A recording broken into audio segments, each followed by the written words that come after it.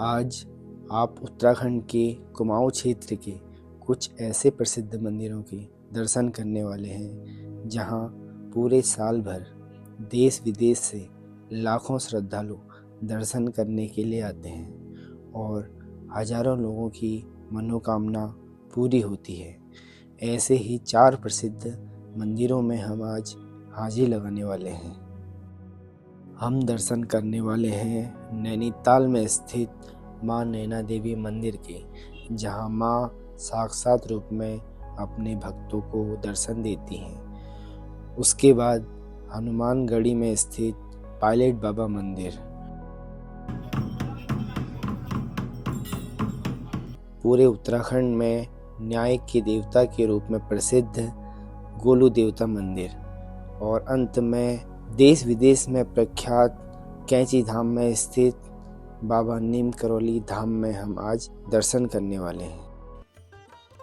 नैनीताल की मल्लीताल में नैनी झील के तट पर यहाँ विराजमान है एक ऐसी शक्ति जो अदृश्य होकर भी यहाँ के कण कण में महसूस होती है। कहा जाता है माँ सती जब राजा दक्ष के हवन कुंड में कूद गई थी, तब शिवजी ने उनके अजले शरीर को लेकर पूरे ब्रह्मांड में तांडव करा और यही माँ सती के नयन गिरे थे। तब से माँ यहाँ विराजमान होकर अपने भक्तों को आशीर्वाद देती हैं। ये वही स्थान है जहाँ हर साल उत्तराखंड की कुल देवी माँ नंदा देवी का डोला हर साल नंदाष्टमी में सजाया जाता है और हर साल करोड़ों भक्तों की मनोकामना भी पूरी होती है।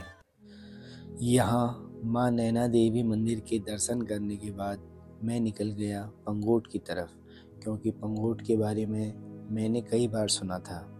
यह सुंदरता के नज़रिए से हमें बिल्कुल भी निराश नहीं करता। पंगोट एक बहुत ही सुंदर और बहुत ही शांत जगह है।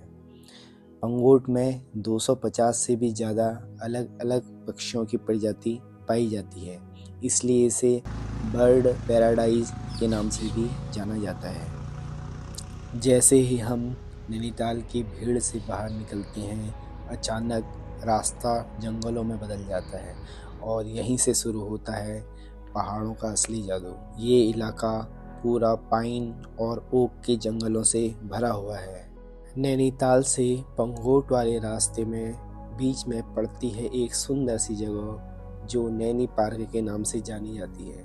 यहाँ बहुत ही सुंदर एक छोटी सी झील है जो कि देखने में बेहद ही सुंदर नजर आती है। पंगोट की शांत वादियों में समय बिताने के बाद अब मैं वापस लौट रहा था नैनीताल की ओर।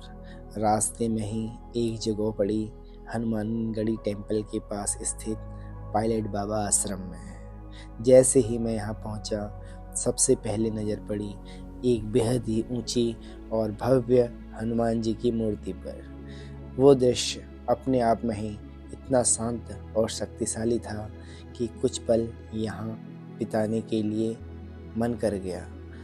दर्शन करने के बाद मैंने यहाँ मौजूद बाबा जी से इस स्थान के बारे में थोड़ा जानने की कोशिश भी की।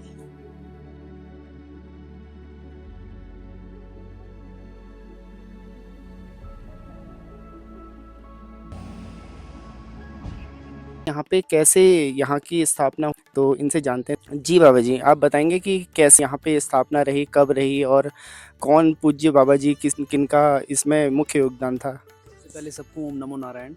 तो मैं तो जी अभी नया सन्यासी हूँ, तो ये हमारे अपने पुराने गुरुजी के शिष्य हैं, ये आपको बता देंगे। आप संन्यास अभी आपने कुछ ही विगत वर्षों में ही, तो आप यहाँ कब से सेवा दे रहे हैं? यहाँ पे कब से हैं, मतलब उपस्थित? 1 महीने से हूँ, 1 महीने से।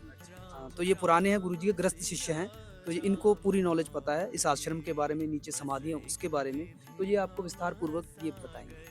ओम नमो नारायण। ये आश्रम 1333 का था पहले, फिर बाबा जी ने इसको ज़मीन ली 1986 में खरीदा गया है। 1971, 1962-65 की लड़ाइयाँ जीते हुए वीर चक्र भी प्राप्त हो चुका है बाबा जी को। तो आर्मी वाले थे, फौजी थे क्या? हाँ, फौजी थे, पायलट थे ये। हाँ, और इनको बचपन से ही मार्गदर्शन दादा गुरुजी देते थे नेपाली बाबा थे। धीरे धीरे उन बाबा जी ने महाराज जी की परीक्षा लेने शुरू करी। तो परीक्षा ली तो फिर बैराग हुआ। बैराग होने के बाद इन्होंने इस्तीफा दे दिया।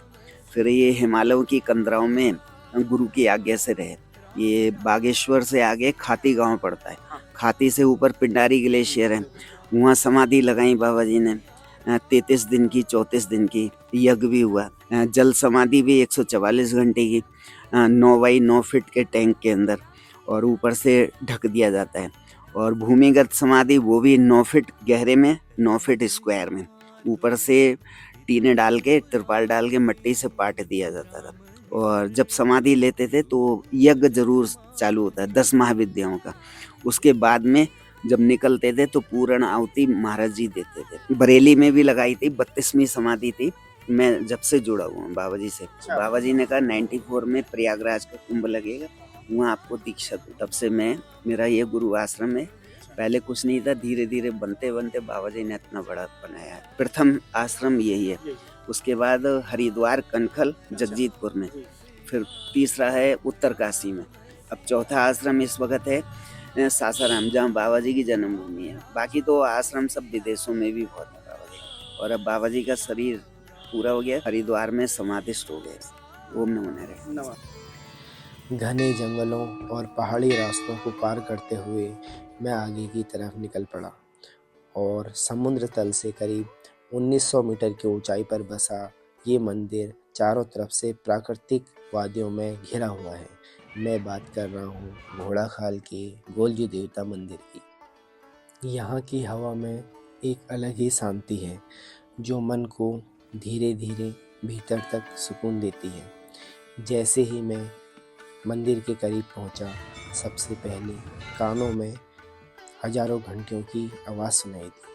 चारों तरफ सिर्फ घंटियाँ ही घंटियाँ, जैसे हर घंटी किसी आस्था, किसी प्रार्थना और किसी उम्मीद को अपने अंदर समेटी हुई हो। यहाँ विराजमान है गोलू देवता, जिन्हें न्याय के देवता के रूप में माना जाता है। कहा जाता है कि यहाँ सच्चे मन से की गई प्रार्थना और लिखी हुई अर्जी जरूर सुनी जाती है। शायद यही वजह है कि यहाँ हर समय भक्तों की भीड़ लगी रहती है। उस भीड़ में खड़े होकर भी एक अजीब सी शांति महसूस होती है, जैसे हर कोई अपनी अपनी कहानी लेकर यहाँ आया हो और उम्मीद लेकर भी लौटता है। कहते हैं बहुत समय पहले एक राजा के यहाँ एक बालक का जन्म हुआ, लेकिन राजमहल की कुछ रानियों में जलन होने की वजह से बच्चे को जन्म लेते ही नदी में बहा दिया गया। वक्त बीतता गया और बच्चा एक साधारण परिवार में पल बढ़कर बड़ा हुआ। जब सच सामने आया तो उस बालक ने अपने साथ हुए अन्याय के खिलाफ आवाज़ उठाई और आखिरकार उसको उसका हक मिला। कहा जाता है कि वही बालक आगे चलकर गोलजू देवता के रूप में पूजे जाने लगे। गोलू देवता सिर्फ एक राजा नहीं थे, बल्कि ऐसे न्यायप्रिय शासक थे जो अपने लोगों की समस्या सुनने के लिए दूर दूर से घोड़ों पर घूमते थे। और शायद यही वजह है कि आज लोग यहाँ अर्जियाँ लेकर आते हैं, कागज़ पर अपनी समस्या लिखते हैं और उन्हें न्याय ज़रूर मिलता है। तो यार अभी मैं हूँ घोड़ाखाल मंदिर पे और बहुत सारे श्रद्धालु हैं, क्योंकि वीकेंड चल रहा है और बहुत सारे श्रद्धालु आए हुए हैं। काफ़ी अच्छा माहौल रहा आज का और एक भव्य दिव्य दर्शन हुए।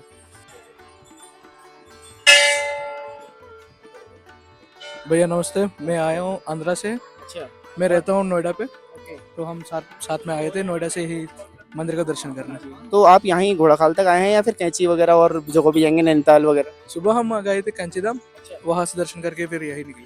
ओके, तो फ्रेंड सर्कल आया है आपका, मतलब फैमिली के संग नहीं, फ्रेंड्स के संग आए हुए हैं? हाँ जी। तो आप भैया आप कहाँ से? मैं दिल्ली से ही हूँ। अच्छा। मैं पहली बार आ रहा हूँ गोला देवता। तो आपका कैसा एक्सपीरियंस रहा है? टोटली एक पॉजिटिव वाइब है यहाँ पे। हाँ, हाँ।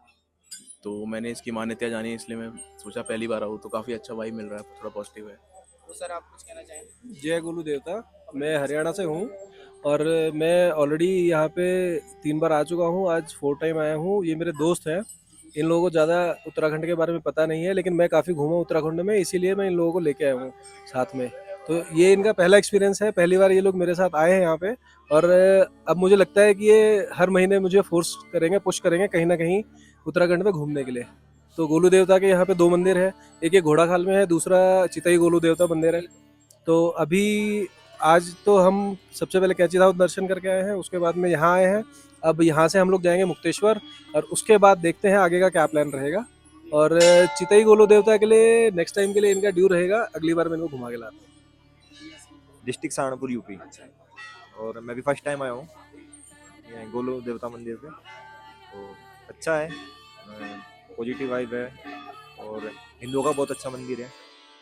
गोलू देवता के दरबार में दर्शन करने के बाद पहाड़ों के घुमावदार रास्तों से होते हुए ठंडी हवाओं के साथ मैं निकला नई मंजिल की ओर। और कुछ ही देर में मैं पहुंच गया कैची धाम के पास। लेकिन यहाँ का नज़ारा कुछ अलग ही था। दूर दूर से ही दिखाई दे रही थी लंबी लंबी कतारें और भक्तों की भारी भीड़। कहते हैं यहाँ नीम करोली बाबा आश्रम से कोई भी भक्त खाली हाथ नहीं लौटता। ये बाबा की आस्था का ही परिणाम है कि देश विदेश से लोग यहाँ बाबा के दर्शन करने के लिए लोग खींचे चले आते हैं। कैची धाम के दर्शन करने के बाद मैं आगे की तरफ बढ़ गया। आज का दिन मैंने अपने लिए रखा था, ना कोई जल्दी थी ना कोई प्लान था, बस घूमना और रास्तों को महसूस करना था। बस इसी तरह आगे बढ़ते बढ़ते मैं पहुंच गया एक नदी के किनारे। और सच कहूँ ये जगह दिल को छूने वाली थी। चारों तरफ ऊंचे ऊंचे पहाड़, बीच में बहती हुई शांत नदी और बस उसके ऊपर एक छोटा सा पुल। सब कुछ इतना सिंपल लेकिन बहुत ही खूबसूरत।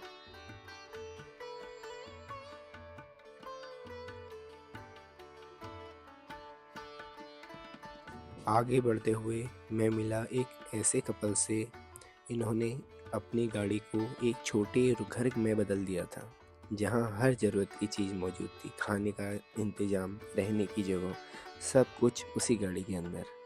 जहां मन किया वहीं रुक गए और वहीं उनका घर बन गया। ये पहाड़ों का असली मज़ा ले रहे थे, बिल्कुल आज़ादी के संग, वो भी अपने अंदाज में। इस व्लॉग में इतना ही। मिलते हैं एक नई व्लॉग में एक नई जर्नी के संग। तब तक के लिए धन्यवाद।